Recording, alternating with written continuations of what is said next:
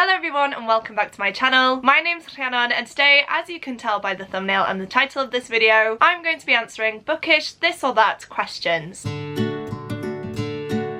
This video is inspired by Jade from JD Ray Reads. She did a video like this when she did Vida and I really enjoyed it and thought it was a nice way to kind of get to know me as a reader because I don't tend to do a lot of tag videos, a lot of question videos, so I thought that this would be a fun little video to film so that you guys can get to know me and my reading taste a bit better. I'm not going to be using exactly the same questions, prompts as Jade was. I actually found a blog post that I really enjoyed with some bookish this or that questions, which I will leave linked down below, and I really liked all of those, so I wanted to use those, and I did also reach out on my Instagram to ask you guys to send some questions for me as well. So I do have a mix of questions from both the blog post and you guys, and without further ado, let's just dive into the video. For number one, we have hardback or paperback. This is actually a very difficult one for me. I love collecting my hardcovers. You guys know I do. The majority of my shelves are hardcovers. I feel like they look so much nicer. But saying that, I find reading them a little bit difficult sometimes because they're a bit heavier. I don't want to damage them. So paperbacks are a really good option for me personally when I'm sat down physically reading a book. I do think that as a whole I do prefer hardcovers, but paperbacks are of course cheaper. They still do look nice on my shelves behind me as well. I just think that the overall aesthetic and look of hardcovers for me trumps the paperbacks. Number two is buy new or buy used. Now I'm not against buying used at all. I love going to used bookshops. I love going to charity shops. Some of my best finds have actually been in secondhand bookshops and charity shops, so I have nothing against that whatsoever. But personally for me, I love the feeling of going out and buying a new book for myself, especially if it's a book that I'm really anticipating, or if it's a series, for example these Robin Hood books that I am slowly collecting and I'm anticipating reading as soon as I get them. So for me this is going to have to be a buy new, just because it's easier to buy new. If anything, I think charity shops, you're never sure what you're going to find. I think it's just luck that helps me find certain books in charity shops, whereas if I buy new I know exactly what I'm getting and exactly what I'm looking for. Number three is reread old favourites or pre-order upcoming books. This is really difficult because I love doing both. I do go back to my favourite old series a lot, but then I do also pre-order so many books throughout the year as well. I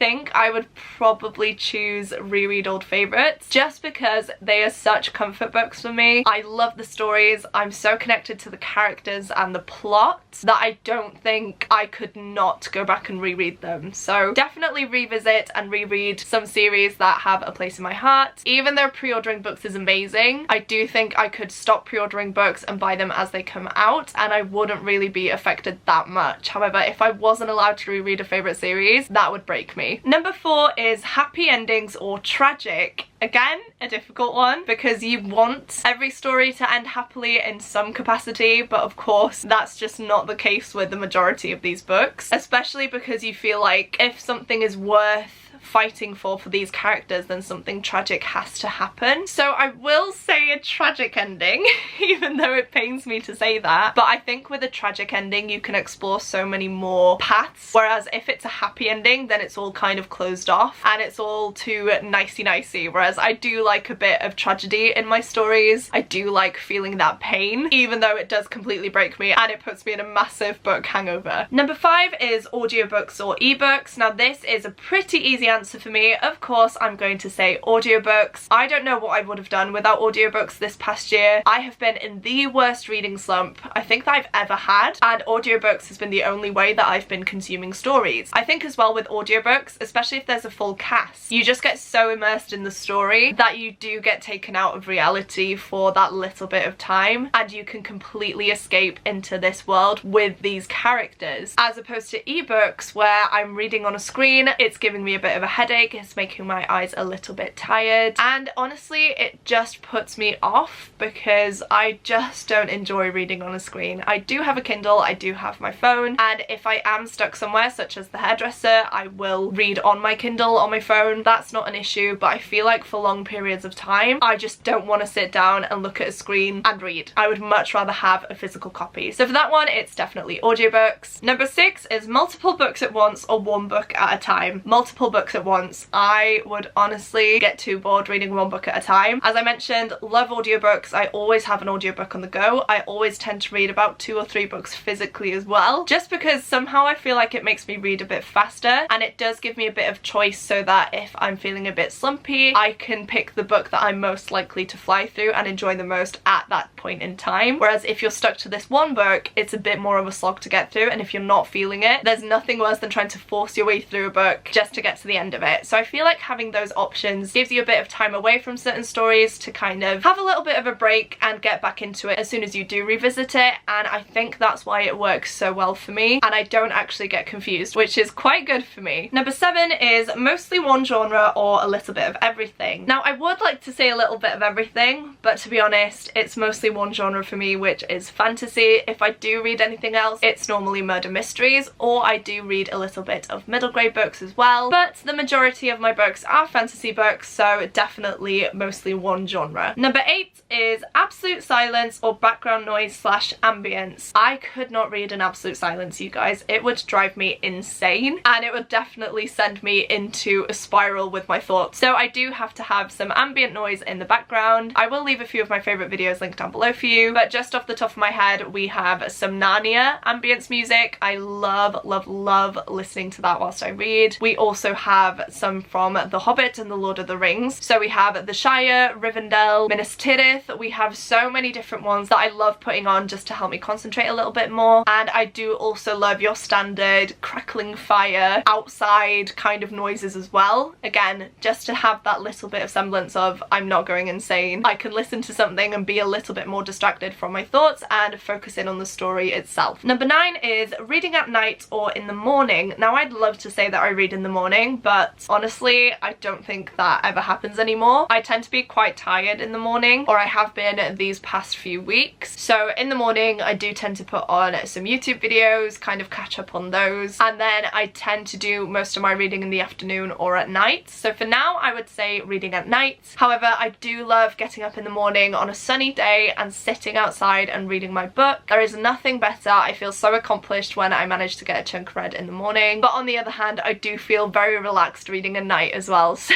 ideally I would love to read at both times, but as of now I do tend to read more at night. Number 10 is read a book with the cover on or naked. Oh my gosh, who reads a book with the cover on? I could never. I always take the dust jacket off on my hardcovers, otherwise they're slipping and sliding everywhere. They're just a nuisance and I'm really scared I'm gonna rip them. So the first thing I do when I take a book off my shelf to read is take off the dust jacket, because I could not read with that on, and props to you if you can, because that would stress me out way too much. Number 11 is dog ear or bookmarks. If you don't know what dog ear is, it's when you're reading a book and you kind of fold the corner of the page as a bookmark in a way to let you know where you are in the story. I actually used to do that a lot, so I'm not ashamed to say so, and for my secondhand books and things like that, or books that I've gotten off my mum, I don't really mind doing that because mum has done it anyway. Secondhand books tend to be in a bit of a more battered condition rather than pristine new condition, so I don't mind doing that. However, my personal preference is to use a bookmark. I have so many of them because of this, and I just feel like, once again, it keeps your book nice and pristine. I can see easily where I'm up to. I don't have the remnants of the folded corners as soon as I unfold them again, because obviously there's going to be a line there, which is annoying. So definitely bookmarks for me for that one. Number 12 is sprayed edges or deckled edges. This is a good one, and again I feel like this isn't really a contest for me. I love a good sprayed edge. Deckled edges are really cool. My copy of Furyborn up here has deckled edges, but I just don't find them that practical. I feel like it's so much easier to read a book that doesn't have deckled edges, and obviously books with stenciled edges just look so cool. I do appreciate deckled edge books have less waste because they don't have to kind of slice the paper off to make the edges even and things like that, so I appreciate them for that, and as I mentioned, I don't have anything against them. In terms of personal preference though, you guys know if you watch my unboxing videos or my hauls, I love a good sprayed edge, and I don't think anything will ever beat that. Number 13 is meet the author in person or attend an event and get a book through the post. Now I've done both. I've gone to a lot of author events in person, and I have also attended some virtual ones. Obviously with the pandemic we had to turn to those sorts of things, which definitely makes it more accessible, but I just don't think you get that level of connection between you and the author as you do when you go and see them in person. And as much as I love a cool tour edition of some books, I would definitely prioritise meeting the author, getting to chat with them, rather than getting getting a book through the post or a signed book at all. I just think meeting the author is just such a personal experience and it's amazing. So if you've never been to an author event, please go. It's definitely worth it and is one of the best experiences you can have as a reader. And then the final question we have is movie covers or originals? Originals. Is that even a competition? I don't think so. I really don't like movie covers, and the majority of the time I will never buy a movie cover, so